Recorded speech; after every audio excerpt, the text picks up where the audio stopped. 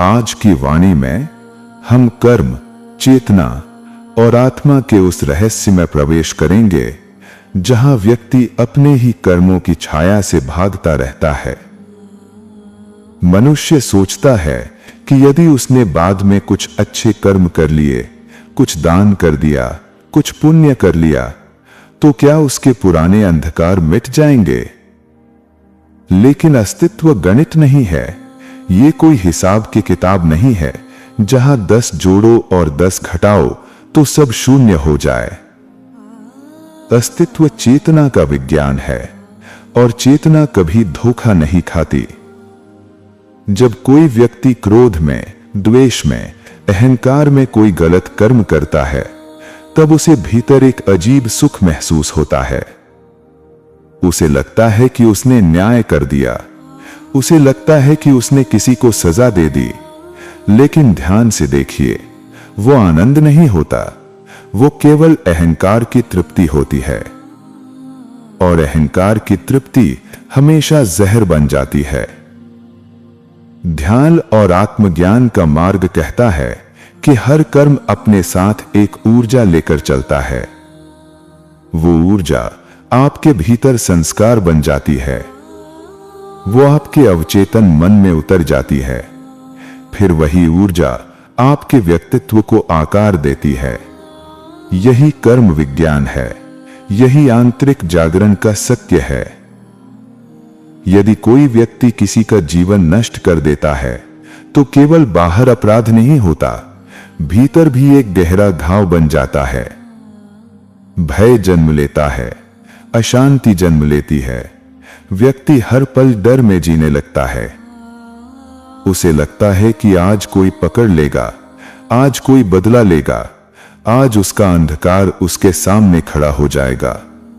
और यही डर धीरे धीरे उसकी पूरी चेतना को विषैला बना देता है। फिर वो ध्यान में नहीं उतर पाता, फिर वो मौन में नहीं उतर पाता, फिर भीतर की शांति उससे बहुत दूर चली जाती है। आध्यात्मिकता कहती है कि पाप केवल बाहर किया गया कर्म नहीं है, पाप वो अंधकार है जो आपके भीतर घर कर जाता है।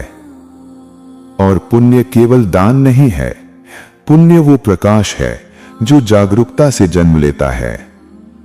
इसलिए केवल अच्छे कर्म कर लेने से पुराने घाव समाप्त नहीं होते। जब तक चेतना नहीं बदलती, तब तक भीतर का अंधकार जीवित रहता है। व्यक्ति ऊपर से बदल सकता है, लेकिन भीतर वही क्रोध, वही हिंसा, वही बदले की आग जलती रहती है। ध्यान का मार्ग कहता है कि अपने भीतर उतरिए, अपने हर भाव को देखिए, अपने हर कर्म की जड़ को समझिए, क्योंकि जागरूकता ही वास्तविक परिवर्तन है। और बिना जागरूकता के किया गया पुण्य भी केवल एक मुखौटा बन सकता है। यदि आप भी अपने भीतर शांति, ध्यान, आत्मज्ञान और आंतरिक मुक्ति का अनुभव करना चाहते हैं, तो इस यात्रा में जुड़े रहिए। इस चैनल को अभी सब्सक्राइब कर लीजिए ताकि ऐसी गहरी ध्यान वाणियां आप तक लगातार पहुंचती रहें।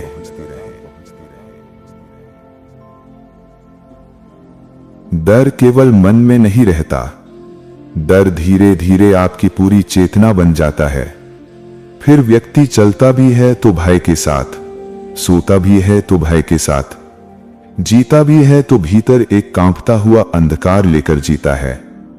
उसे हर क्षण लगता है कि कहीं उसका अतीत उसके सामने खड़ा न हो जाए, कहीं कोई बदला न ले ले, कहीं उसके कर्म लौटकर उसके द्वार पर दस्तक न दे दें। और यही कर्म का सबसे गहरा रहस्य है। कर्म केवल बाहर घटित घटना नहीं है, कर्म भीतर अंकित ऊर्जा है।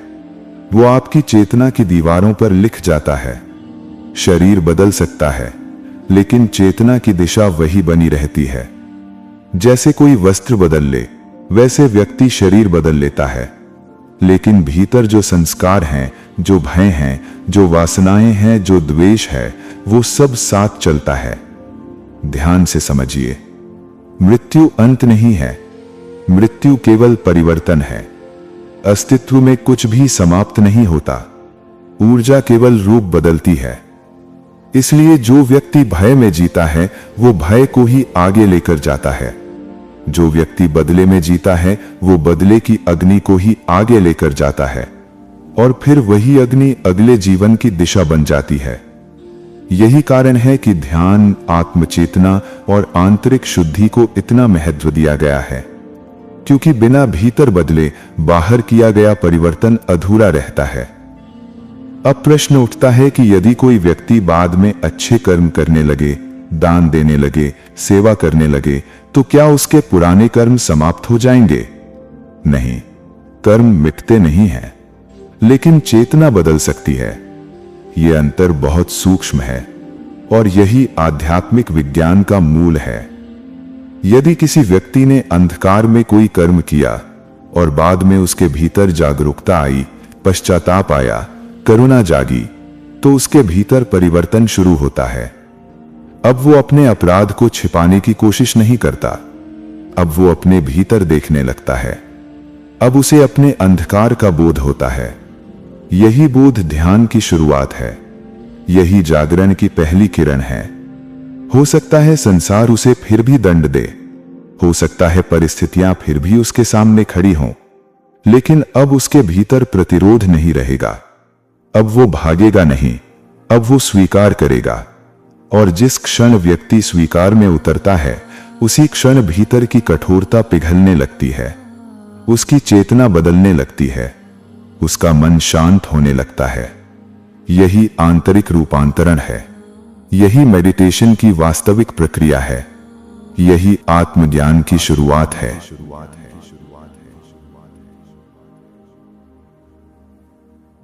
और जब व्यक्ति पूरी जागरूकता से अपने कर्म को स्वीकार कर लेता है, तब भीतर एक अद्भुत परिवर्तन घटित होता है। अब वो भागता नहीं है, अब वो अपने अपराध को छिपाता नहीं है, अब वो जीवन से लड़ता नहीं है। उसके भीतर ये भाव उठता है कि जो मैंने किया था उसी का ये परिणाम है। और जब ये स्वीकार जन्म लेता है, तब भीतर का द्वेष समाप्त होने लगता है, प्रतिरोध गिरने लगता है, मन शांत होने लगता है।